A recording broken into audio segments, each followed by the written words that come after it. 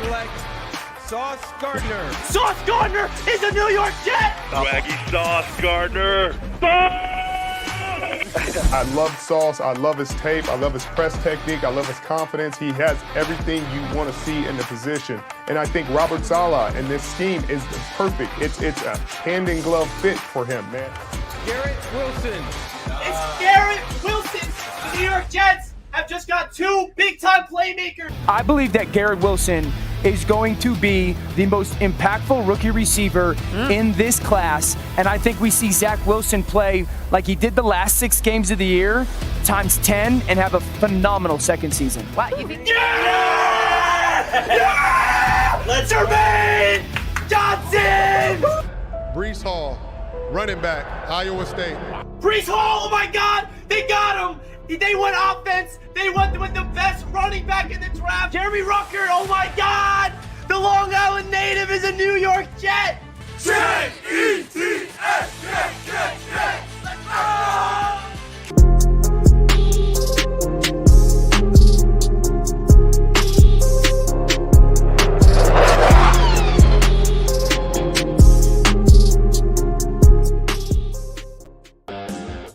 Yo, what is good, Jets Nation? Welcome back to another Jets Media live stream. Today, I wanted to go live to talk about the report from The Athletic. That being Connor Hughes saying that the New York Jets are interested in both linebacker Kwon Alexander and defensive tackle Larry Ogunjobi, baby.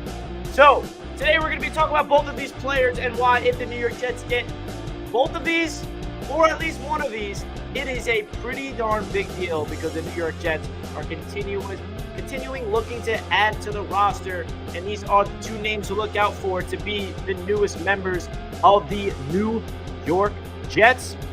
Make sure you guys smash that thumbs up button on your way into the show so we get as many Jets fans and as many NFL fans in here to talk some Jets football. Tonight, I will be live as well at 7:30 p.m. Eastern Time to give you guys my live reaction to the official New York Jets 2022-23 schedule, which will be a lot of fun. So make sure you guys stay tuned for that live stream tonight. There's a lot of rumors and a lot of schedule leaks that we already know what the Jets schedule is, but I'm not going to pay attention to any of the leaks or any of the rumors until I officially see what the New York Jets and the NFL upload what this Jets schedule to be, right?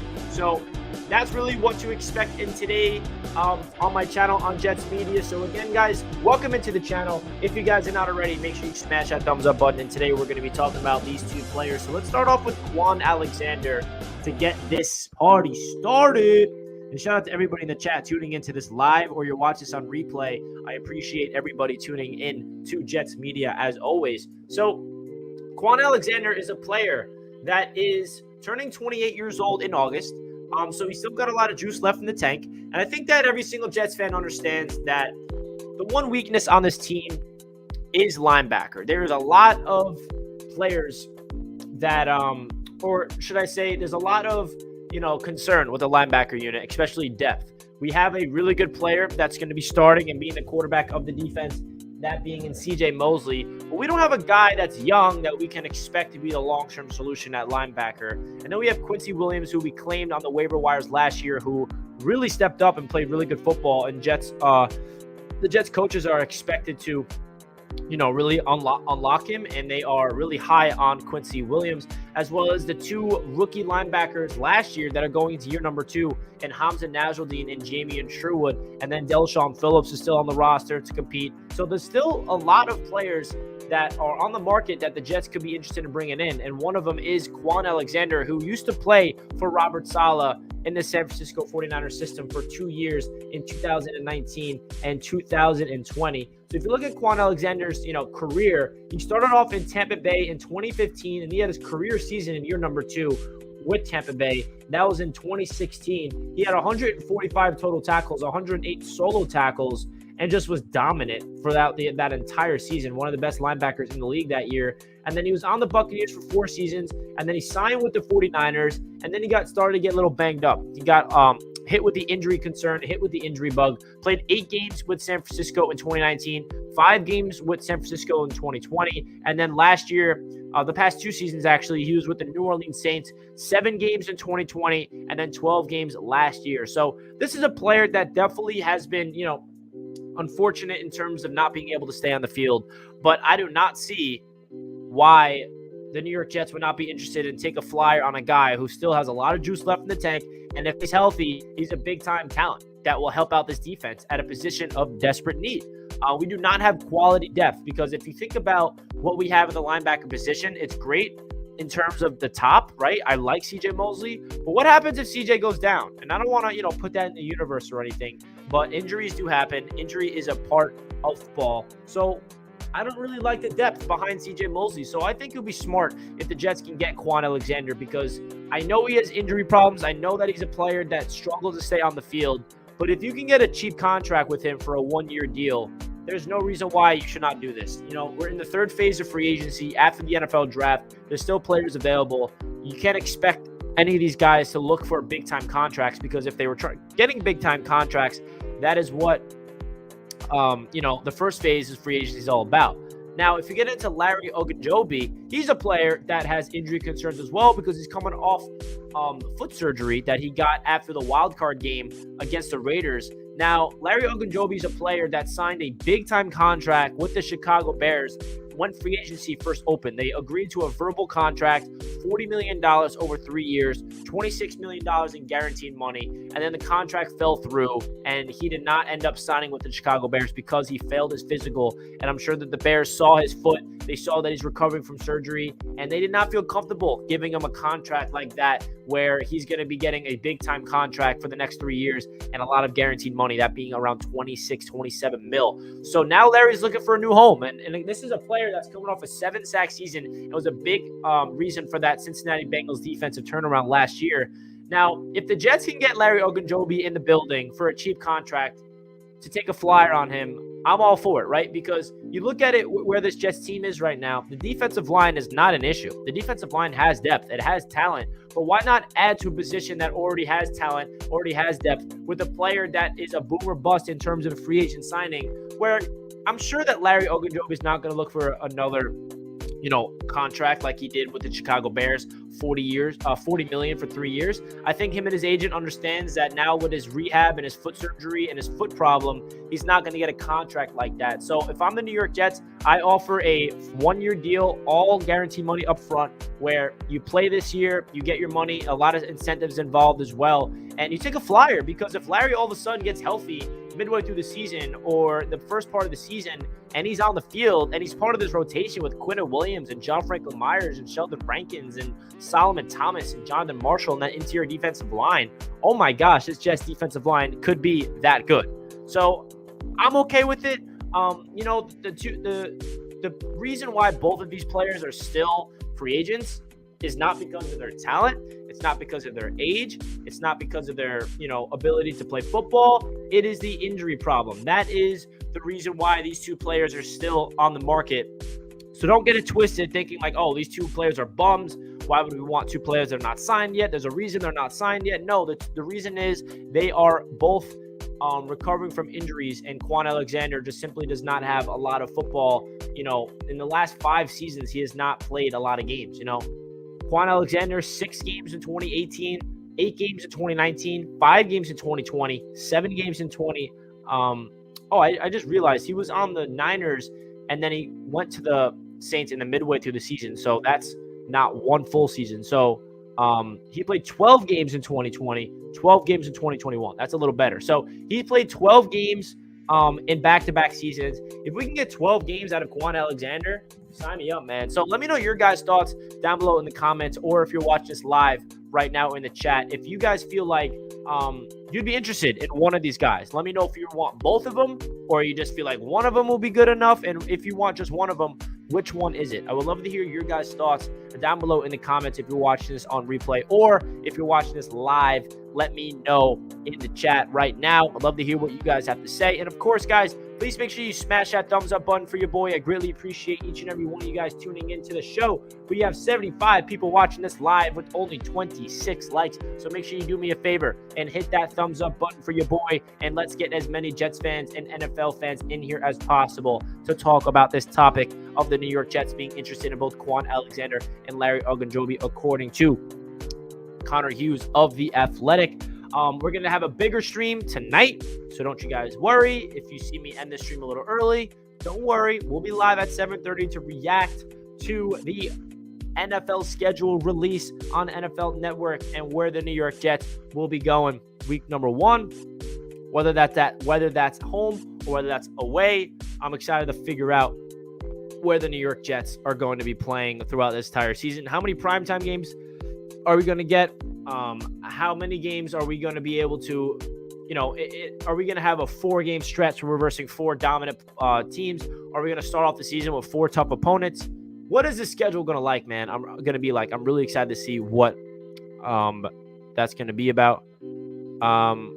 So Kwon Alexander knows the system. I see you guys in the chat giving your thoughts. Orphanage Builder DeGrom says both. Kwon gives us another veteran linebacker presence with Mosley. Larry would be the last guy to make our D-line elite, who has Super Bowl experience. Both are culture guys and leaders, so both. Yes, I mean, you hit on the nail, my man. I feel like you can't go wrong with both of these signings, especially if you can get them on, cheap contracts, relatively to the point where it's not sacrificing this team long-term cap-wise, which I do not have any concerns about with Joe Douglas making sure that he maintains cap flexibility for the future. So I think you can't go wrong. They both have their injury concerns, but if they're both healthy, they are guys with a lot of gas left in the tank, both around 28 years old in the prime of their careers. I don't see why not.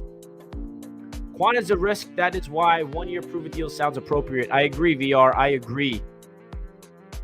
If Larry is signed, Rankins is cut. This is a really good point here because Sheldon Rankins could get moved on from, and we could save some cash, and that cash can go right into Larry's contract. And we also have a lot of bodies on this defensive line. So there's going to be somebody to get cut. And Sheldon Rankins is definitely a player to look out for if we do bring in Larry. Ray says, I want everyone to remember that Quentin Williams was picked up during season without going through training camp. Learned the system on the fly. He outperformed the other linebacker that we paid for. I'm assuming you're talking about John Franklin Myers. He's the lineman. Or you're talking about who's a linebacker that we paid for. I'm assuming you're talking about JFM. But, Ray, you are completely correct because Quentin Williams, remember, suffered a offseason injury last year and was not able to participate in OTAs, not able to participate in full go in training camp. And he had to, learn the system on the fly. And he still had a pretty good season. So this is a really big year for Quentin Williams because if he can finally break out and live up to that 3rd overall pick potential, then we're in really good hands. And both of them, in John Franklin Myers and Quentin Williams, are set to have dominant seasons, in my opinion. Really good things I'm expecting from my guy, Big Q. Richie, I want some Sunday night football. Willie, we have not had a Sunday night game since 2011. Oh, so Ray was talking about Quincy Williams. Wow. So let me let me re-say this entire thing because I thought you were talking about Quentin Williams. And that's what happens when you have brothers that both start with Q. So he's talking about Quincy Williams, who was picked up during the season without going through training camp, learned the system on the fly, and he outperformed the other linebacker that we paid for, that being CJ Mosley, I'm assuming you're talking about. So Quincy Williams got picked up on the waiver wires. And you're right. He was not with the Jets in training camp at all, so he had to learn the system on the fly. And he played really good football. I would not say he outperformed CJ Mosley, though, because CJ had a historic season in terms of Jets franchise numbers that he put up individually. So I'm excited to see what Quincy Williams can do. I'm really high on him. I feel like he has a lot of, raw athletic abilities that he can develop into. And Jared Davis is the guy that maybe you're talking about, that we did pay for him, and he was pretty terrible. He was on the field, he was injured, and he's no longer a Jet, right? He was injured by week 1, and he came back like week 6 or 7 and basically just didn't do anything. So yeah, you're talking about Jared Davis, not CJ Mosley. My apologies. That's my problem. That's my fault. But Ray, I appreciate this comment. And I agree with everything you said. Yeah, not CJ Mosley, the guy from Detroit. Yeah, I agree, man. I agree. So, yeah, the linebacker room is definitely a big concern. So that's why I feel like it's a no-brainer for the New York Jets to bring in Kwon Alexander. If you bring him in, that's a seasoned vet that understands the system, that can provide depth, that if he's healthy, he can definitely go out there and make some impactful plays. And then Larry Ogunjobi, man, that's just a player that's coming off a 7-sack season inside. Pair him up with Quinnen, pair him up with JFM. Oh, my goodness, that defensive line even gets better and better. That is something that I am really excited for, that potential. But, you know, none of this is guaranteed. We do not know if these two players will be New York Jets or not. So stay tuned for any updates that I'll be providing on this channel, of course. But, guys, I see that we got over 100 people tuning into the show. Make sure you guys smash that thumbs up button on your way in. I greatly appreciate each and every one of you guys tuning into the channel. Again, guys, tonight I'll be live for my live reaction to the NFL schedule, so we can get some live reactions to where the New York Jets will be playing this year in terms of the when is the bye week. There's a lot of things to look out for in tonight's stream, so make sure you guys stay tuned for that. Hawk says, Quincy has trouble getting off blocks in the run game sometimes, especially when O-lineman gets to the second level. He got mauled a lot due to his size. Yeah, Quincy is a really small, compact bullet, right? He's built like a beast, but he's not long, right? And when we don't have long arms and you're really compact, it's hard to shed off those blocks. So I feel like Quincy is really good in terms of when he gets a free lane and he has an angle to pursue and he just violently blows you up. But on the other side, he is raw and he still needs to figure out how to avoid those blocks. And he's also really skeptical in coverage. So he needs a lot of things to work on. And I'm excited for him to have his first full offseason with the New York Jets, first full OTAs and training camp with us. And I'm really excited to see what happens. Hulk smash that like button. Listen to VR, man. That's a great thing to say. Hulk smash that like button, baby. Quincy looks all over the place at times. He needs to work on his focus. Yeah, I feel like he's a raw piece of clay in terms of he's a raw athlete. He's got the abilities. He's got the physical talent. He's got the quickness. He's got the athleticism. He has the explosiveness, and he has the open field tackling abilities. It's all about the coaching staff to really put all those things together because his potential is really high. He's a third-round pick for Jacksonville, and the Jets got him on the waiver wire. And he looked pretty darn good for a guy that just got brought into the system and had to learn it all on the fly. Quincy played his best game against the Titans. He stopped Henry many times. Yeah, I mean, we shut down Derrick Henry that game in Derrick Henry terms, right? Especially when you are playing the Titans without Julio Jones and A.J. Brown, and you know that it's going to be Derrick Henry at all times. The Jets did a pretty darn good job of containing him, and Quincy Williams was a big part of that. So definitely expecting him. Hawk says, I think with another year in the system, he will definitely improve. He showed evolution toward the end of the year in his coverage, got a little better at that. Yeah, another year in the system is going to do him wonders, man, especially that he did not have any training camp with the Jets last year. I do feel like he's a guy that we can't rely on in coverage at all. I'm not expecting Quincy Williams to go out there and get any interceptions or anything like that. But when it comes to blitzing the quarterback, he's explosive. You know, those linebacker blitzes, he's a guy that if you have the defensive line doing a specific stunt to free up a wide open hole for Quincy to just absolutely go crazy at the quarterback, that's basically what you want from your linebacker, right? He's not playing that position to get into the passing lanes and get interceptions. That's not what he's there to do. He's a guy that's supposed to be dominant in the run game and blitzing the quarterback and getting those tackle for losses. Quincy could have 5 picks if he was a better in the pass coverage. After doing some field review, I noticed that sometimes forgot to look back at the quarterback, but hopefully Ulbrich will fix that. Yeah, we all know that the big weakness of Quincy Williams is his coverage. And that was a big problem for this entire Jets defense last year. We got eaten up over the middle of the field. Tight ends were eating us up. Screen passes were eating us up. Quincy Williams is a big reason for that. So he is explosive. He is a really good athlete. He's a violent tackler, but he is skeptical in coverage for sure. Quincy takes good angles to the ball with speed and anticipation. He is a really good tackler as well. Just needs to sharpen the other things, and we'll have a formidable 2 next to CJ. I agree, Hawk. I really feel like he's a guy that if the Jets coaching staff really puts a lot of effort into developing him, has a chance to be a really darn good football player. Because again, he's not the guy on this team that we're expecting anything from coverage. You know, he plays that position that you're not looking at him to be dropping into coverage and getting into the passing lanes and getting picks.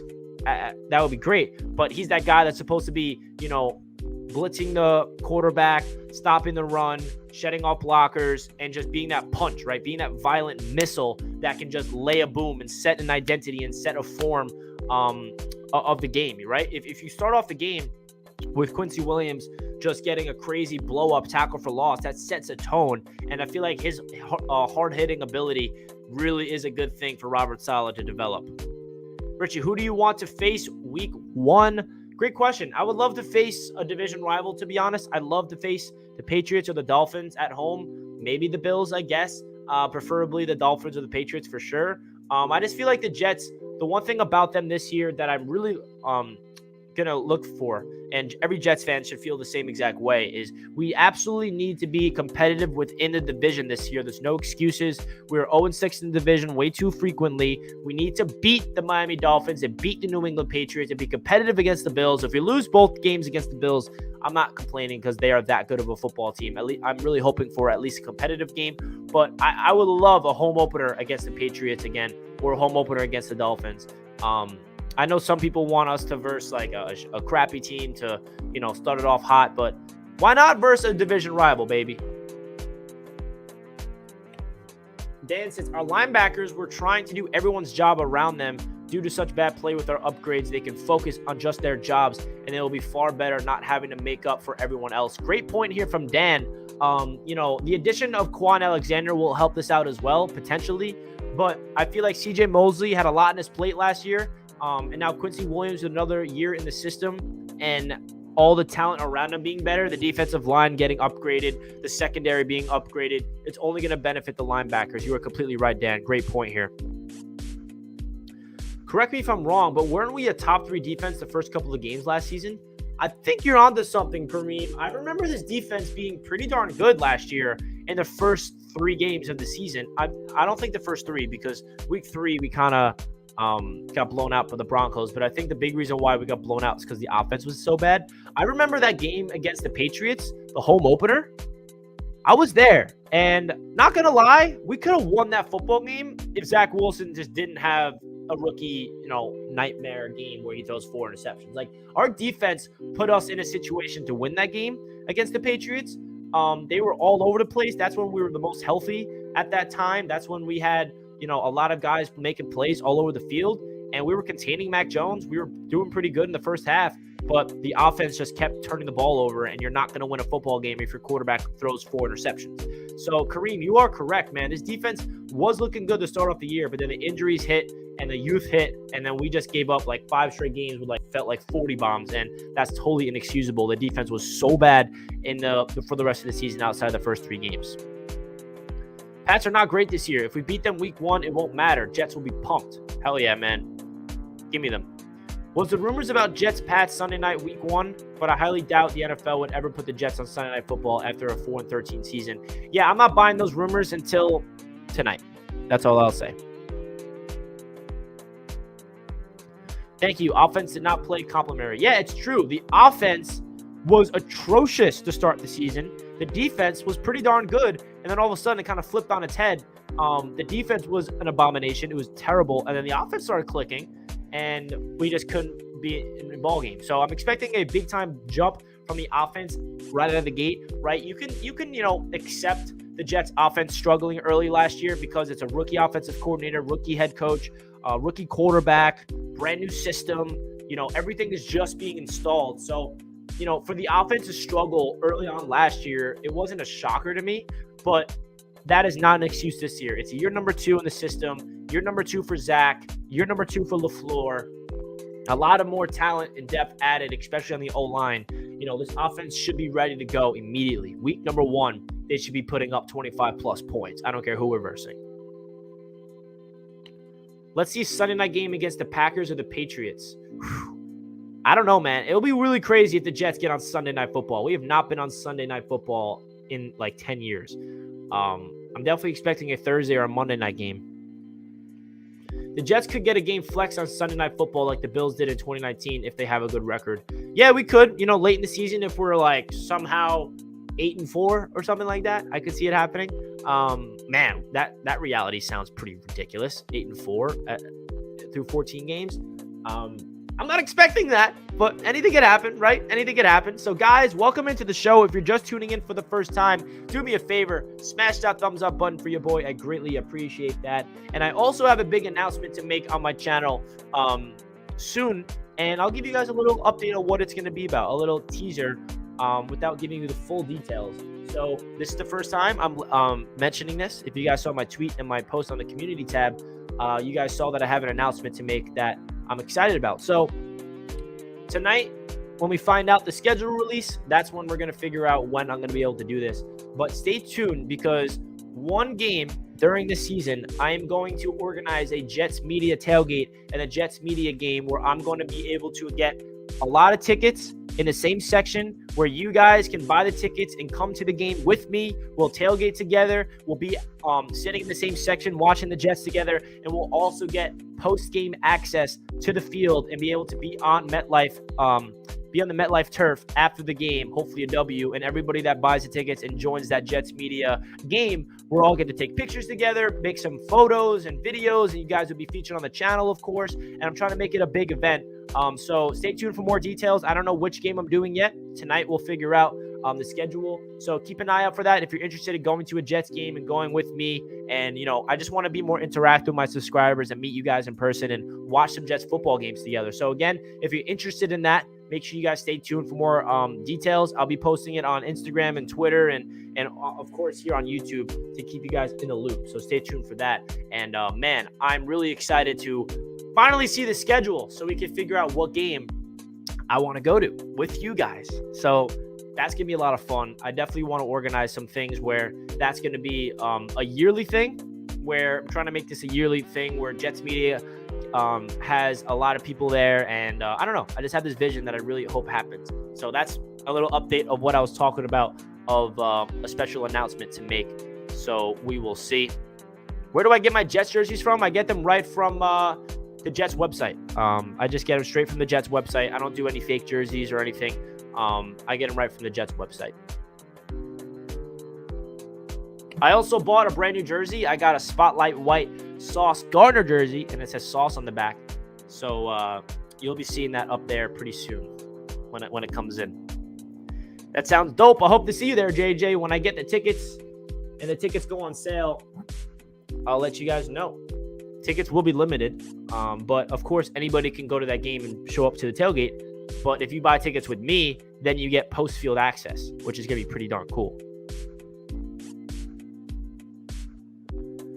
Oh, man, they're already sold out? What kind of jersey are you looking to get, Bumpy? I can help you out.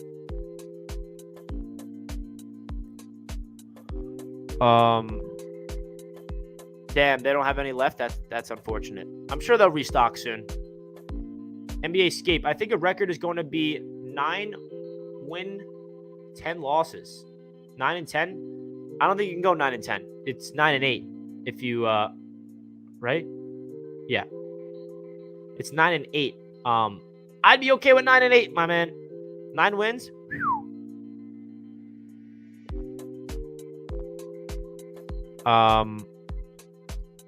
Going to watch Jets Ravens for sure, and possibly Jets Steelers in Pittsburgh. That would be dope. You still going live tonight for the schedule release? Yes, I am. I'll be live tonight at 7:30. So stay tuned for that, guys. I just want to go live right now to talk about the report that the New York Jets are interested in both of these players on the screen. So I'll be live tonight. Don't you guys worry. I thought, why not 2 live streams in a day? Give you guys a little taste. So tonight I'm going to be making the big announcement to more people of the Jets media game, and I really want you guys to experience a Jets game with my subscribers, where we all tailgate together, we walk into the stadium together, we're sitting in the same section together. Hopefully after a win, we go down and go onto the field together and take some pictures, take some videos of us hanging out on the turf. Maybe bring a football and, throw it around. I don't know what we're allowed to do over there, but I feel like that'll be a lot of fun. And if you guys are interested in that, let me know. shoot me a DM on Instagram or Twitter if you guys are interested in coming to that game, so I can get you on the priority list. So when those tickets become available, I can send it to you so you can get them first. Thank you for all the work you do. Big Rich 177. I appreciate that, my man. I do enjoy the work I put in onto this channel, and I'm excited, man. That ticket package idea is great. Thank you so much, Ray. Hopefully I can see you there, my man.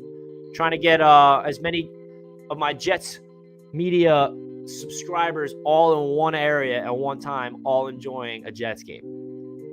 And a little disclaimer, I might be looking for a game that is a winnable game, so we could be on the turf afterwards, pumped up.